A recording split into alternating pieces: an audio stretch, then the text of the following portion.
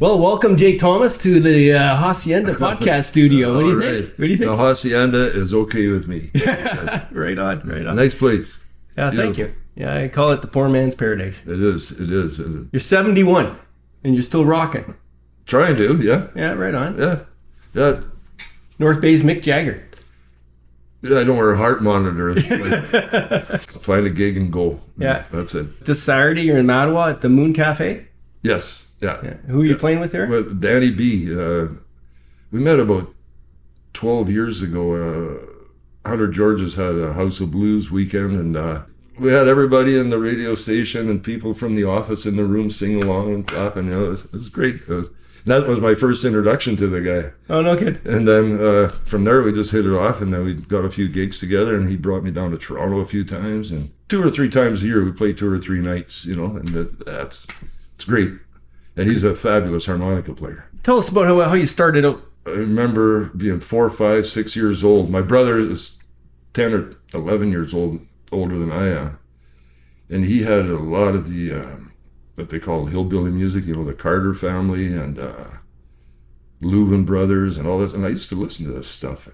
And I remember one day playing around with trucks on the living room floor, and Wildwood Flower by the Carter family came on. Oh, look at that. And that was the first time I became conscious of, that's neat, I like that. And it's a guitar.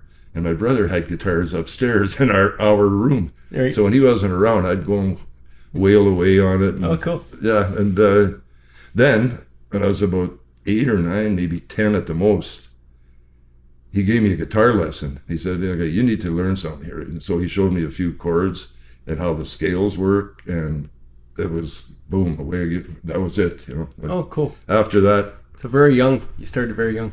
Yeah. I've just kind of always been interested in it, and just want to learn stuff. Like, it's interesting. I find it's all math, basically. So they say. Yeah. I don't know. But it's just, it's always, you hear something and say, how did you do that? Yeah. And because it's always something, it's never as complicated as you might think it is. Yeah. There's always a natural way to do it. It's discovering that natural way, which you'd never, you still get the thrill when you learn something absolutely new. And it's still, still going on, and it's still a billion things that I don't know and that I'd like to know. So yeah, it's enjoyable. Right on. And there's no pressure. That's the best part. Well, yeah, there's no. There's no, just play and away you go. Yeah. Well, you don't have to prove anything. You just go do it and enjoy it, right? Yeah. That attitude kind of came along probably 30 years ago. I quit drinking, and then everything had to relearn playing because, as you know, the Parkview days we were all pretty nice. Yeah. And then when I quit drinking, it took me about 6 months or a year to get all the chops back, and because everything changed. Oh yeah. And you get a little fussier about the sloppy stuff works for rock and roll, but you want to do other stuff. Right. So you got to kind of refine things, and then still refining things. And it's fun. It's enjoyable. It's kind of a